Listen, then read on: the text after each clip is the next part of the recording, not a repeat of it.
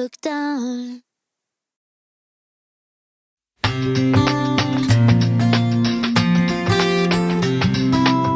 Welcome to beautiful British Columbia, where rugged, beautiful mountains meet the Pacific coastline. Join us as we backpack and hike through breathtaking forests, discover hidden lakes, and take in the stunning city views of Vancouver. Whether you're an adventure seeker or nature lover, BC has it all, and we're here to explore every amazing trail with you. If you're new here, we're Giselle and Steven, aka the Lover's Passport, and we're taking you on a new bucket list adventure every single week. We've been to over 40 different countries together, with Alaska, Iceland, Tennessee, and the Caribbean up next on our list for 2024. So make sure to subscribe to see more adventures. We started off by flying into Vancouver Airport before renting a car and driving around 2 hours up to the Whistler area, which is where we're going to spend the next 3 days backpacking.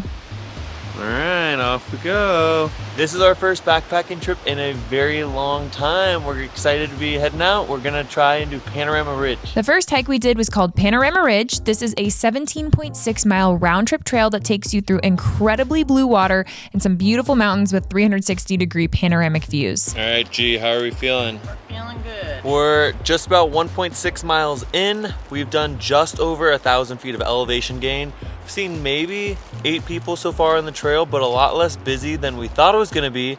That being said, it is a Tuesday in late August, so I think trails are starting to calm down, but we just hit the switch packs. We will let you know how we're feeling going up them. So far, trail hasn't been too bad. Absolutely stunning morning. So we made it up to Barrier Viewpoint. We're about a little over 4 miles in. We still have another 1.5 miles or so until we get to our campground at Garibaldi Lake. And then we're gonna be dropping packs there, hanging out by the lake, setting up camp before we head up to Panorama Ridge for sunset. We're just cooking up breakfast up here since we had a nice little clearing and view. All right, first meal of the trip, Trailtopia, brown sugar and raisin oatmeal. It is real fruit and all natural ingredients, so that's always a plus. I'd bring some extra brown sugar if you like it sweet, because it's a little plain, but it does the job. Like 6 out of 10. Oh, 6. I gotta start low. Now you can either do this as a hike all the way to Panorama Ridge, or you can stop at about 10 miles round trip where you can hike just to Garibaldi Lake. This is located in Garibaldi Provincial Park, and this does require permits in advance. So if you are trying to do an overnight hike out here, make sure to stay on top of permits. They're usually released about 3 to 4 months in advance, so you can book all of those on the BC Parks website. You can do this as a day hike, but it would be a very, very long day, and you would have to start pretty early. So we recommend getting on the trail early to start your day. We got to the lot by 7 a.m. to start hiking and found that the parking lot fills up by 9 a.m. on weekdays and 8 a.m. on weekends. So if you want to find parking, make sure to get there a little bit early. All right, final tally to camp. We have 6.8 miles. 3,200 feet of elevation gain. We did it in about 4 hours of moving time, a little bit of stopping, pictures and everything. We started right around 7:30-ish, and it is now noon. We just finished setting up camp. We're gonna have some lunch, and then we have quite a bit of mileage throughout the rest of the day. It's about 4 miles, 4.5 miles to get to Panorama Ridge, which is the goal for sunset today, and then we're gonna be hiking that back down. So still about 8 to 10 miles for the rest of the day, but we found a great camp spot. It looks like there's around 8 campsites. They all are on this wooden platform, which I think is really cool. Since we're out here in the backcountry, it is very, very busy. Tons of fishermen, lots of day hikers, but I will say the lake is absolutely stunning. So we're gonna have some lunch, and then let's hit Panorama Ridge. All right, next up for lunch we have al pastor with cilantro lime rice from Alpine Air Foods. Never heard of this brand before. How's it tasting? Pretty good. It doesn't taste like dehydrated food. But yeah, I'd bring an extra salt packet for next time. I'd give it 7.5 out of 10. Another location that you can camp at is called Taylor Meadows, and this is a good overflow campground when you can't get reservations for the Garibaldi Lake area. After we set up camp, we decided to start hiking to the top of Panorama Ridge. It is about 2:11 and we are heading up to Panorama Ridge now. It's been in and out of rain, so we waited in the tent for a little bit hoping it would stop a little. It's not terrible now, it's just a little bit of sprinkles. But the weather does say it should clear up for sunset, so we're hoping for the best. Off we go, 4 miles up, and we'll see you up top. It is a beautiful hike with most of the elevation gain coming right at the end as you are going up the last peak for the mountain. So this little top piece right over here That's where we are gonna be going. So the ridge, we're gonna be following it all the way over here. We're following the ridge, follow the ridge, up, up, up, up, boop. And then we're hoping for some sunshine. But along the way, you finally get into super big meadows, so you have beautiful views in every direction as you are hiking up. We just made it to the beginning of the ridge. It's been 3.4 miles since we left camp, right at the 2-hour mark with about 1,100 feet of elevation gain. This is where the hard part is gonna start. I showed you earlier, but we are heading up there to Panorama Ridge. The sun is starting to come out, so we still have our fingers crossed. It's been raining on us, then it's been sun, then rain, then sun. So hopefully we get to the top, it clears up, and we get a perfect sunset. So we're gonna keep on plugging. Hopefully be at the top in about an hour and a half. Unfortunately, we got stuck in the snow and a blizzard and got clouded out, so we did not get the sunset at the top that we wanted. So we just sat through a full-on snowstorm. The view completely blocked over here. The sun is right here. This is the top of Panorama Ridge, and then it's completely blue skies over here. So we're not sure what's going on, but it snowed for what do you think, 10 minutes? 10, 15 minutes, absolutely got destroyed.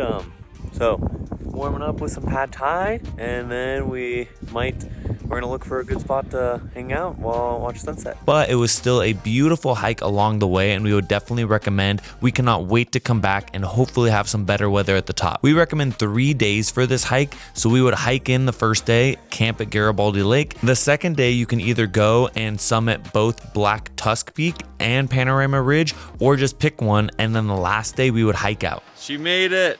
How you feeling? 2 hours down. I'm tired. My feet hurt. That wasn't bad. Yeah, that's all I got for you. We just made it back to the car. We're gonna have about a 90-minute drive from this lake over to our next trailhead. We're gonna stop, pick up some more water, maybe let the dogs, our feet relax for a second, because we just did 20 miles in the past 24 hours, and then we're gonna start hiking again. It is an absolutely beautiful day today, so crossing our fingers. There's no more clouds, there's no more rain, we don't get snowed on since it is the middle of August in Vancouver. Who would have thought we'd have such crazy weather? But with that, we'll see you at the next location. After we hiked out of Garibaldi Lake, we drove over to Whistler to refuel and started our drive up to Joffre Lakes. Joffre Lakes consists of 3 different lakes, and it's a very popular trail in the Whistler area. Like Panorama Ridge, you do need permits regardless if you're doing a day hike or overnight backpacking trip, so make sure to check again on BC Parks before you get started here. There is a large parking lot, and then there's also an overflow parking lot because it does get pretty busy. Joffre Lakes Provincial Park is one of the most popular ones in this area because it is a bang for your buck in terms of mileage and the incredible views that you're going to be getting. Now, the first lake can be seen basically from the parking lot, and then you hike up a ton of stairs until you reach lake number 2, which is definitely the most popular lake, especially if you're hiking it just as a day hike. We made it here to Joffre Lakes. Look at the color of this water. It is absolutely insane. We're going to be hanging out here for a few hours for cruising up to the 3rd lake. So let's jump in. Now, if you're backpacking, you will actually hike up to the 3rd lake, which is right under the glacier, and it's absolutely stunning, and it's way less busy than the 2nd and 1st lakes. We've made it to our campsite for the night. We're at the 3rd lake at Joffre Lakes. We have set up camp. We're cooking dinner. Tonight we are having the Trailtopia ginger chicken stir fry with rice, and of course the Backpackers Pantry pad thai, again because it's the best one. So we will give you our rating because this is a new one, but yeah, excited for that. The last little portion of this hike from the 2nd lake to the 3rd lake is pretty rooty and a lot of boulder hopping, so make sure you're wearing good hiking shoes with some ankle support. I personally like bringing my hiking poles for these kinds of terrains. And then there is a restroom up here at the campground. There's not like any set tent pads, but there are designated spaces where you can set up your campsite. And it's super beautiful. I think it'll be really nice up here at sunrise. The 3rd lake is definitely less popular than the 2nd lake. The 2nd lake, it felt like Disneyland. There was people running around. By the time the shadows started coming down onto the lake around, 4 or 5 o'clock, definitely less people. So if you're looking for more of a peaceful experience, we'd recommend doing this in the later afternoon or the early morning, because a lot of people will drive down for the day trip from Vancouver and do this as a day hike. It's a 6.5. Oh, That's how much the oatmeal, I think, from this one was too. that's the 2nd worst one. Well, I mean, 6.5 is still good. Maybe. It's Is this just the average. brand? Trailtopia? I mean, nothing against you, but you need more seasoning in this. Get it together, gosh. All right, Enjoy Dindin. How you feeling, G? Oh, I'm tender. We made it. That was 3.2 miles in an hour 53. So we made a lot better time on Panorama Ridge, but this one had a lot of sticks and it was a little steeper and a lot more rocks to look out for. So I think the trail maintenance was much better on Panorama Ridge than this one. So give yourself a little extra time when you're hiking out. We are officially heading over to Golden Ears now. So we have about 3 hours to go, like I said, through Vancouver to the other side. So far, both these backpacking trips have been incredible.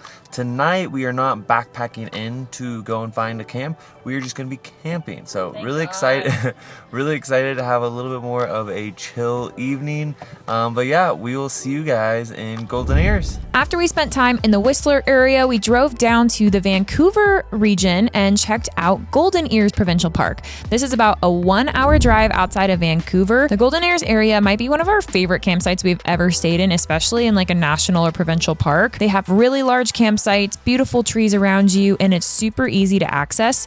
So we think you could definitely spend a full weekend trip on its own out here in Golden Ears because it's just really beautiful and there's a lot to do. G went to town tonight. Look at this. I think I can One, do that half one in there.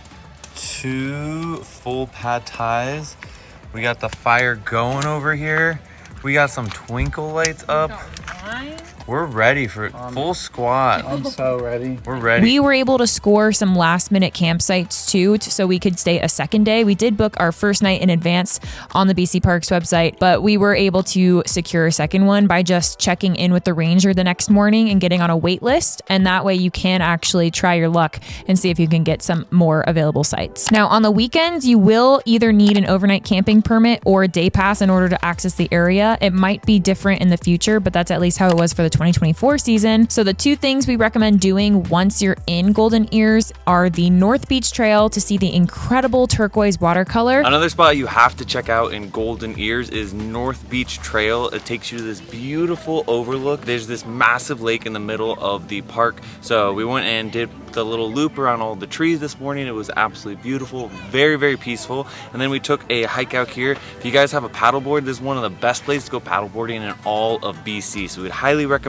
that. If you just want to come chill at the beach, there's a couple dozen people just hanging out here. The weather is stunning. It's 75 degrees today or 24-ish degrees Celsius. So would highly recommend adding this to your BC bucket list. Let's keep cruising. And the Spria Nature Trail to get up close and personal with the beautiful trees throughout the stunning forest. We are out here doing our first hike in Golden Ears Provincial Park. This trail that we are on is the Spria Nature Trail. It is about a half mile. It takes maybe 10 minutes if you're speeding through it, but you want to take your time, enjoy the trees, the stumps, the slugs, and it's a beautiful walk in the morning. Highly recommend. And if you're lucky enough, you'll even be able to capture the light rays shining through some morning fog, which typically happens in the fall or spring season. Now, the last area we recommend checking out when you're exploring the BC area is the Chilliwack region. This is on the border of Canada and the US, so you can actually see striking views of Mount Baker in the North Cascades when you're driving towards this section of British Columbia. It's about an hour and a half outside of Vancouver itself, depending on traffic,